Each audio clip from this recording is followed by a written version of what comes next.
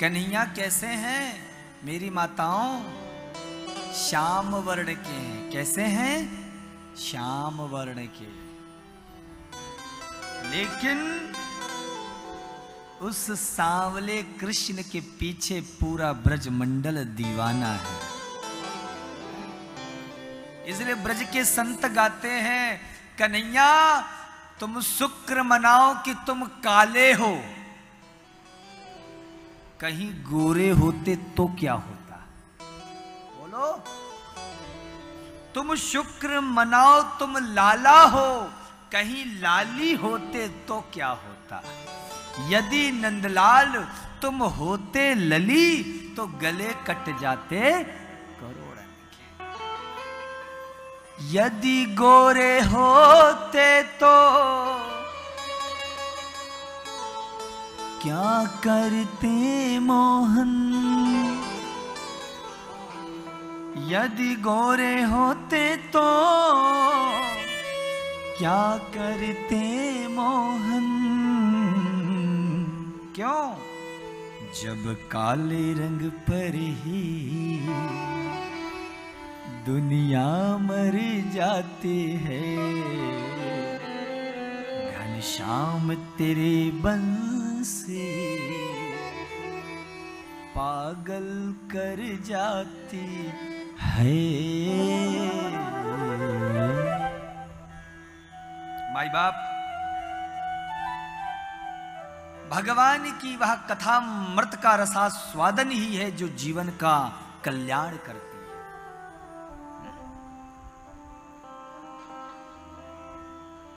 यहां कथा में पधारे हुए सभी आगंतुकों का, अतिथियों का, विप्रों का, भक्तों का, देश विदेश में घर बैठे सुन रहे इस कथा मृत का जितने भी भक्तगण रसास्वादन कर रहे हैं, उन सभी भक्तों के हृदय में बैठे परम ब्रह्म परमात्मा को इस दास का नमन है, प्रणाम है। आप सभी का बहुत बहुत इस कथा पंडाल में स्वागत है। वास्तव में आप सब पधारे, मन को बड़ा अपार आनंद हो रहा है। कल आप सबने कथा सुनी कि ठाकुर जी ने क्या उठाया? बोलो। ओ मेरी माताओं, पता बता तो है ना कि भागवत सुनने आए हो? कहीं मन में ये सोच लिया कि भागवत धाम में चलो तमाशा हो रहा है, चलो तमाशा देख के आ जाएं? कल हमारे कन्हैया ने क्या उठाया? गिरिराज महाराज गोवर्धन पर्वत उठा लिया। कितने दिन के लिए? 7 दिन के लिए। इंद्र ने तो सोचा था कि सारा खेल खत्म हो गया होगा, ब्रजवासियों की अकल ठिकाने आ गई होगी, समझ गए होंगे कि हम हैं।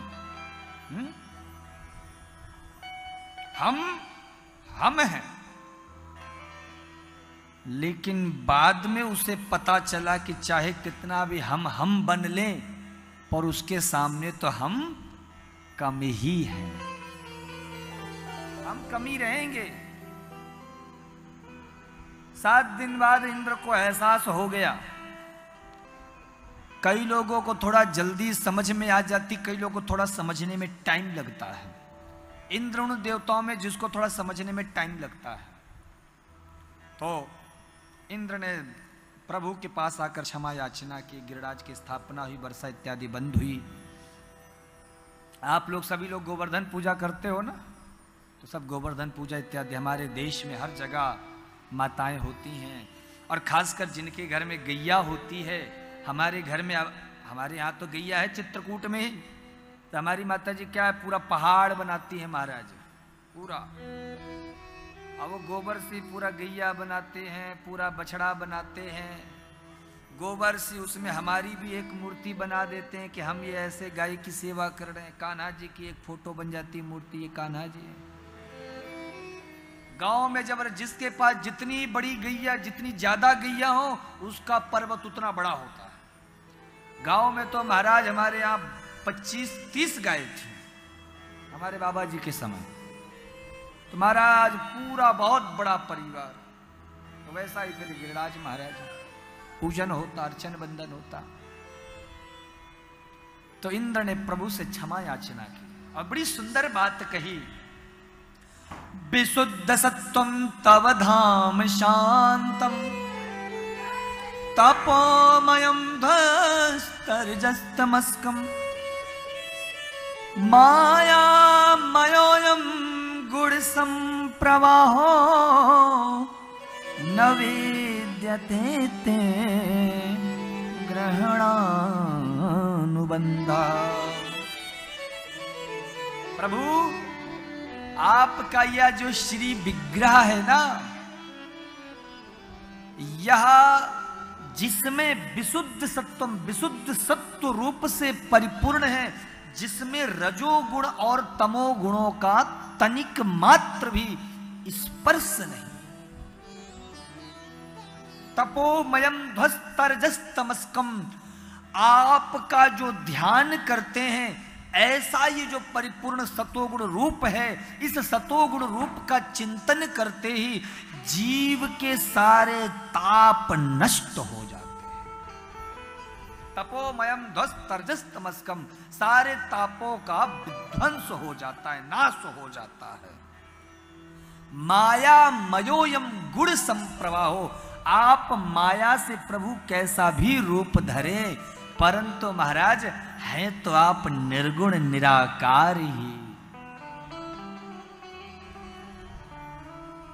भगवान क्या है? निर्गुण हैं, निराकार हैं। परंतु वह निर्गुण निराकार ब्रज में साकार कैसे बन के आ गया? बोले देखो, पानी का कोई आकार होता है? बोलो माताओं, बाल्टी में डाल दोगे तो बाल्टी का आकार ले लेगा, कटोरी में डाल दोगे तो कटोरी का आकार ले लेगा, गिलास में डाल दोगे तो पानी गिलास का आकार, उसका कोई अपना आकार नहीं है।